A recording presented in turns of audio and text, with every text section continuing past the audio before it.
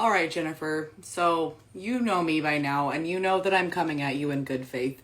So I do genuinely hope you listen to everything I'm about to say. I've taken notes on the video, actually. I'm going to go point by point. So number one, you start out like mentioning chest feeding and birthing people as terms, and then say you're not talking about trans men. I just wanted to let you know that the terms chest feeding and birthing people do refer explicitly to trans men, and these are not terms that trans men are trying to force on other people, such as cis women. They're only trying to include inclusive terminology for themselves, right?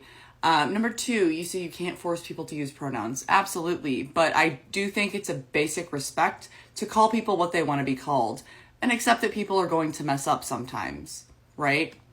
Number three, you talk about like how true equality would be like trans sports, trans bathrooms. Do you realize how much financially it would cost for every building or every infrastructure to like build a new separate bathroom for trans people, or for, universities to create entirely separate teams for trans people? Not to mention the fact that you're just putting trans people in this homogenous group as a monolith, where would it just be trans men and trans women competing against each other? You should also look at the research on like specifically trans women and HRT, and how their bone density and strength levels are basically the same as a cis woman after they've been on HRT. If they want to enter a sport as a woman, they should be able to. Your last point is about books and indoctrination, which as a librarian, I take personal issue with, because any kid that's going to pick up a book and read that, if they don't relate to it, they're not going to relate to it. There's nothing wrong with calling this normal. This is also a cultural thing. There are many other cultures where like a third gender or transgender is just kind of a normal part of it, right? You're not going to indoctrinate any kid with a book. Trust me. If any book is indoctrinating kids, it's like Junie B. Jones and Diary of a Wimpy Kid. We don't have to worry about books with transgender main characters. That's just really ridiculous. I really hope you listen to this, because you're spreading a really harmful message. Like, I wasn't gonna respond, but dude, you've got to do some research. Like I said, I'm coming in good faith. So this is my response to Neo, and they took away my 10-minute video thing, so this is probably gonna be more than one part. Force people to use pronouns. Absolutely. But I do think it's a basic respect to call people what they want to be called. I do use preferred pronouns.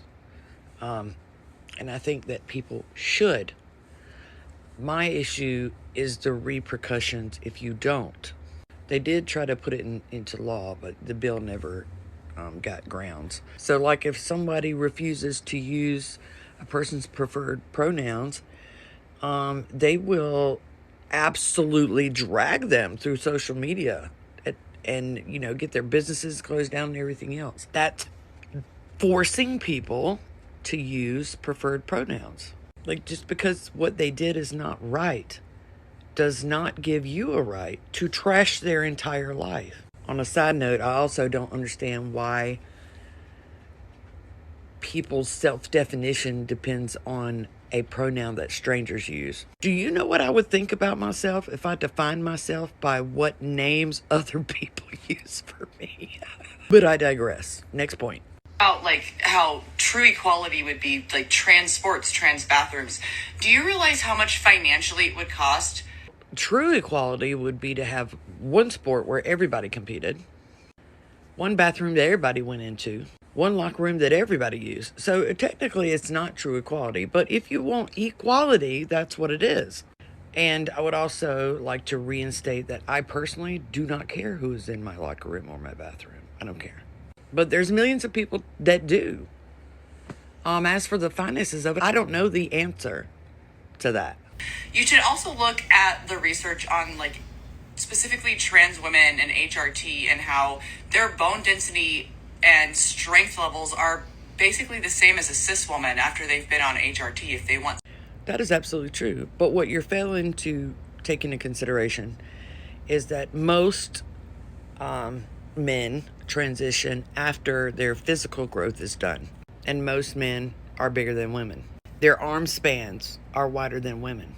Their height is taller than women. The size of their hands is larger than women. The size of their feet is larger than women, etc., etc. Those don't change, and all of those play very largely into their success in a sport. And that makes it very unfair. But back again, like I said, if we wanted true equality, everybody would compete in the same sport. Slippery slope. There's nothing wrong with calling this normal. This is also a cultural thing. Gender dysphoria is not normal, and children will absolutely internalize ideas that they read about or that is read to them. Ask any mother what their child does after they read or are read a book. As their little minds cycle around, they will ask you things about that book. Why did this happen in the book? What if this had happened in the book? For days, sometimes weeks after the book. Not to mention, they want you to read the book to them like 87 times. Same thing when it comes to characters. Like you said, there's no problem having a main character that is transgender. You would think, except ask mothers again what happens. They will incarnate into whatever character that is, right? And they'll replay it and they'll pretend for days, weeks, they're this character. And at some point, this child is going to ask you why, this character appears female, but their name is David. No mother wants to explain to their 6-year-old what gender dysphoria is, because they're going to absorb it like a sponge, because they don't understand that it's a disorder. And just like that, you've normalized a disorder into a little child. So yes, it's a problem. I think we all by now know that I have BPD, and I would not want a BPD main character. A little child does not need to mimic those things. They do not need to think that this is okay. When you think something is okay, when you think a disorder is okay, you're not going to go seek help for it when it happens to you. So yes, children absolutely absorb those things. And that applies to the curriculum or books in the school. How I handled transgender outside of school went like this. I think Jaded was 5, maybe. We were in the Dollar General. I've done this before, but here we go. Mom. Yeah? Why is that man dressed like a lady? Could you be any louder? Okay, so he feels like a girl on the inside. So he dresses like a girl, and you treat him like a girl. Oh. I like your dress, lady. That's it. Nothing else was said. That was it. Because they can get it from there. So you don't need to push your opinion about it onto them. You can just give them the simple explanation. That was it. The child never asked me about it again, because they're smart enough to figure the rest out. Now, the cultural aspect of having more than one gender, yeah, I've never said that there was only 2 genders. That has never, ever, ever come out of my mouth, because I don't believe that. What I said was that the concept of teaching a child through books that gender dysphoria is okay and normal is an absolute no-go. That would be like teaching that BPD is normal. Absolutely not. But I also don't think that any gender role should be taught in school. So the fact that dads are, supposed to do X, Y, and Z, and moms are supposed to do X, Y, and Z, I don't think that should be taught either. Not in a society where dads can be the stay-at-home moms and moms can be the CEO of companies.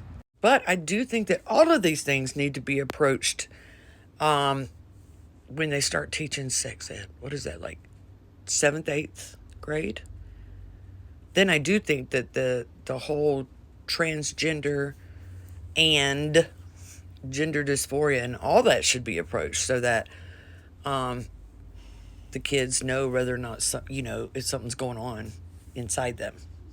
Now, I'm not claiming to have all the answers at all, but there has to be a mid-ground found here. There has to be some concessions made on all sides. because the way it's going, it's just going to keep going like this in regards to trans people and legislation against them.